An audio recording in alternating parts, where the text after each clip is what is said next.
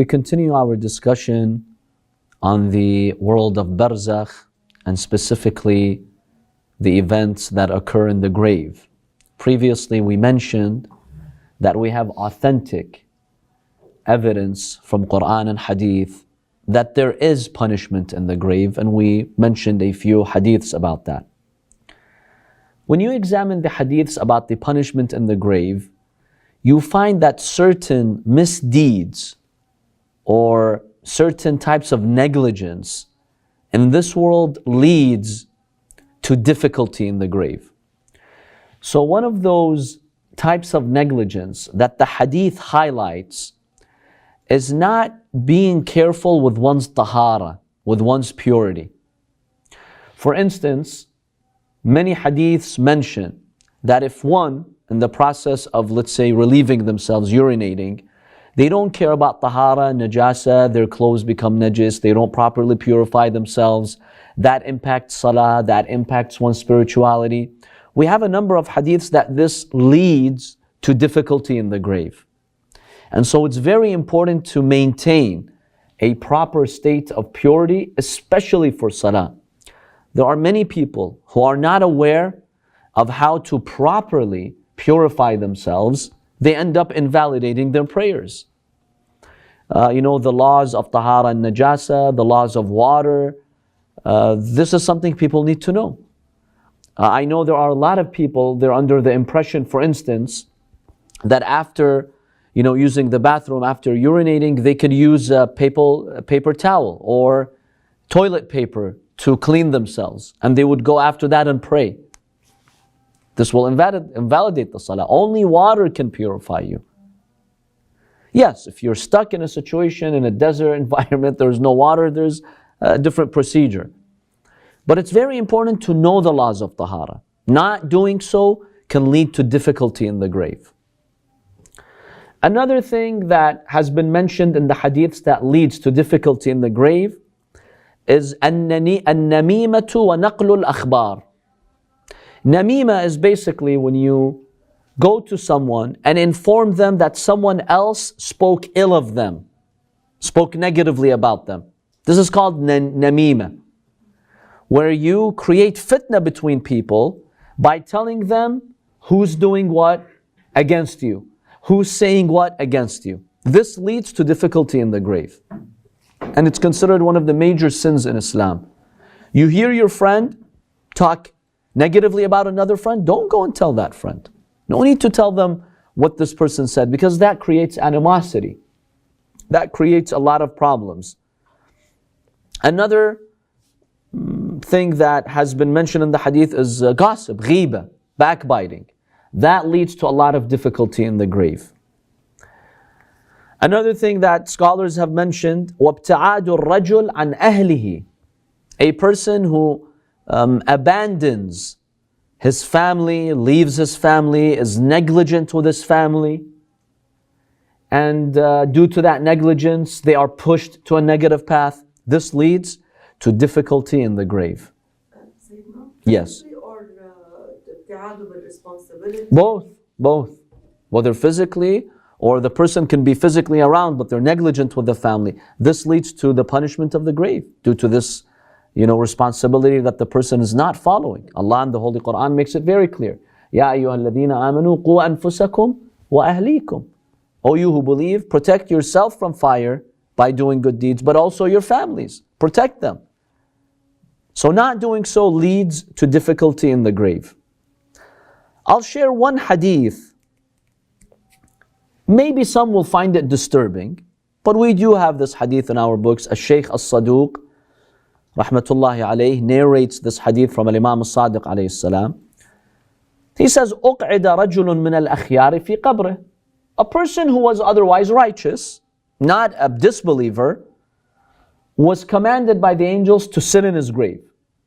And if you remember from our previous discussion, when we say sit in the grave, it doesn't mean this physical body, the barzakhi body. قِيلَ لَهُ إِنَّا جَالِدُوكَ مِئَةَ جَلْدَ مِنْ عَذَابِ اللَّهِ. They tell him, we're going to lash you 100 times to punish you. فَقَالَ لَا أُطِيقُهَا. Allahu Akbar. He said, I can't. He says to them, I can't handle it. He keeps negotiating with them, keep reducing it until they say, okay, we'll just whip you once, from 100 down to 1. He keeps pleading, they say no. This, justice has to be served. So he asks, why are you, lashing me or whipping me? What have I done? They tell him, نَجْلِدُكَ لَأَنَّكَ صَلَّيْتَ يَوْمًا بِغَيْرِ وُضُوءٍ. First of all, you prayed one day without wudu. So you invalidated your prayer. It's not because he forgot. No, if you forget, it's okay. He didn't care. Who cares? He knew, but he was negligent. He did that one day. And this is important. This one's important. وَمَرَرْتَ عَلَى ضَعِيفٍ فَلَمْ تَنْصُرْهُ. You passed by a person who was weak, who needed help. You could have helped him. You didn't care. This tells us about a lot about our responsibilities towards others. Someone who's stuck, you know about it, you can do something. I don't care. I'm busy with my own life. Yes, the Prophet clearly states, if you wake up in the morning and you don't care about what's happening to other Muslims, you're indifferent, right? Then you're not a true Muslim. And this is one of those consequences. So we have a number of hadiths, even so some have tried to deny that there is punishment in the grave, but we've mentioned, the verse from the Holy Quran about the people of Fir'aun, how they are punished before the Day of Judgment, and also many hadiths that we have. The next point of discussion is the squeeze of the grave. ضغطت القبر أو ضمت القبر. Because this has been mentioned in our hadith, we will mention this. Al-Imam al-Baqir alayhi salam, or Al-Imam al-Sadiq alayhi salam, he states that when Ruqayya, the daughter of the Prophet sallallahu alayhi wa alihi, passed away, the Prophet sallallahu alayhi wa alihi said, إِلْحَقِي بِسَلَفِنَا الصَّالِحِ عُثْمَانِ ibn Mad'un wa ashabih. The Prophet said, inshallah, you'll join our righteous companions. Uthman ibn Mad'un was a very good companion. He had died. She died shortly after him. So the Prophet says to his daughter, after she's dead, he's addressing her soul, he tells her, may Allah join you with my good companions. Then Lady Fatima alayhi salam sat on the edge of the grave and she would cry, losing her sister, her older sister. Now the Prophet sallallahu alayhi wa alihi, while he was at the grave, he made a dua. He says, إِنِّي لَأَعْرِفُ ضَعْفَهَا. The Prophet says, I know now she may be struggling. Maybe she had some weakness. Remember, Ruqayya was not at the status of Fatima alayhi salam. She was not infallible. So, maybe she is going through some difficulties. وَسَأَلْتُ اللَّهَ عَزَّ وَجَلَّ أَنْ يُجِيرَهَا مِنْ ضَمَّةِ الْقَبْرِ. And I've asked Allah to protect her from the squeeze of the grave. So if the Prophet is asking Allah to protect his own daughter Ruqayya from that, that means this is something serious that, many people can, God forbid, they can go through that. Abu Basir, one of the companions of Imam al-Sadiq alayhi salam, he narrates, he says, أَيَفْلِتُ مِنْ ضَغْدَةِ الْقَبْرِ أَحَدٍ. Can anyone escape the squeeze of the grave? Or this is going to happen to everyone. فقال عليه السلام نعوذ بالله منها ما أقل من يفلت من ضغطة القبر.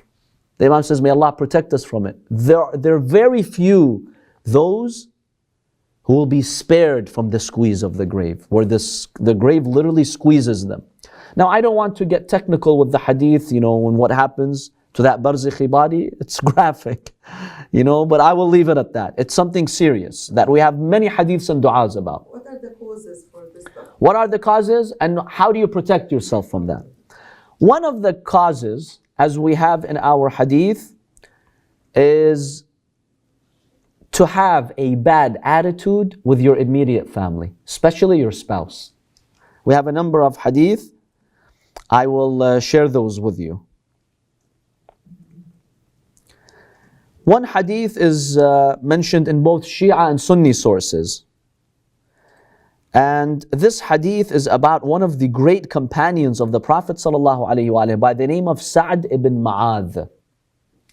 Sa'd ibn Mu'adh, he was a very top companion. When Sa'd ibn Mu'adh passed away, the Prophet ﷺ ordered his companions to wash him. And the Prophet, he was standing there overseeing everything. That's how much concern he showed to Sa'd. Then after that, when his coffin was carried, the Prophet, without his cloak, abaya, rida, barefoot, he participated in the funeral. That's a sign of respect. You know, during those Arabian times, when you take off your cloak and you walk barefoot behind a janazah, behind a coffin, that means you're showing it utmost respect. And then the Prophet would hold this corner of the casket, and then that corner, and then this corner. He did something nobody had seen him done. And then when they were burying him, the Prophet said, "Let me participate." He actually helped bury him by sealing the grave. Then after that,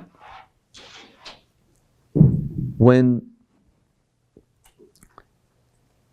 the Prophet ﷺ finished and they buried him, his mother, Sa'd ibn Mu'adh, she came, and when she saw how the Prophet treated Sa'd, she told him, "Ya Sa'd, hani'an laka al-jannah." Ya Sa'd, I congratulate you on paradise. فقال رسول الله صلى الله عليه وآله يا سعد ما لا تجزمي على ربك. O mother of Sa'd, don't impose on God that he is definitely going to heaven. Inshallah he is, but don't impose on God. Then the Prophet said, فَإِنَّ سَعْدًا قَدْ أَصَابَتْهُ ضَمَّةٌ. Right now, Sa'd got squeezed terribly in the grave. The people were shocked. They told him, Ya Rasulullah, we just saw you overseeing his burial, washing him, walking barefoot. Why did you do that? The Prophet said, do you blame me for doing that? I saw the angels of Allah come and they participated in his janazah. When I saw those angels, I walked too. Imagine how high of a status he had. And then I was holding the hands of Jibreel. He was guiding me on how to, walk in his funeral. So can you imagine the status of Sa'd? I mean, he's a top companion. They told him, okay, Ya Rasulullah, why did he get squeezed? نعم إنه كان في خلقه مع أهله سوء. The Prophet said he had one problem. Salah, fasting, jihad, everything impeccable. At home, with his wife or his immediate family, he had an attitude. SubhanAllah. Think about that. He had an attitude. And he's with Rasulullah.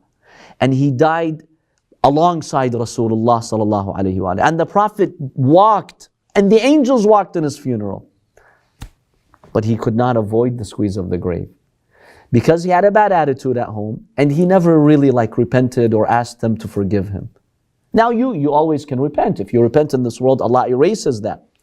But maybe he didn't really consider it that important.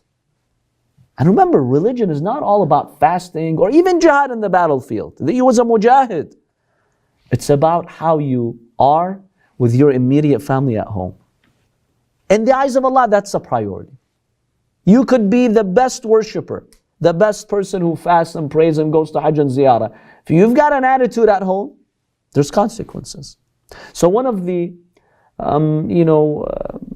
moral vices that lead to the squeeze of the grave is to have an attitude, especially with your immediate family. SubhanAllah, there are some people outside of their homes, they're angels. They're walking angels on earth. So decent, the best akhlaq. But when they go home, it seems they keep the akhlaq outside the door. And inside they turn into different beings. Very rough, very aggressive, very abusive. Just know that there are consequences. Can you handle the squeeze of the grave? What are some acts that save us from the squeeze of the grave? Number one, Imam Ali ibn Abi Talib alayhi salam in one hadith states, "Man qara'a surah an-nisa fi kulli jum'a umina min dhaghtat al-qabr."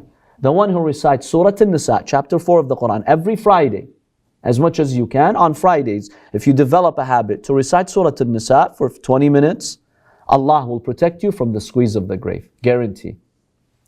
Number 2, Al-Imam Al-Baqir alayhi salam has narrated, the one who recites Surah Al-Zukhruf on a regular basis, Allah will protect him in his grave from the animals and the rodents of the grave. Because remember, we have hadiths that, scorpions, snakes, animals do go and attack the body. Allah will protect you from that. وَمِن ضَمَّةِ الْقَبْرِ, and also from the squeeze of the grave. So reciting Surah Al-Zukhruf on a regular basis.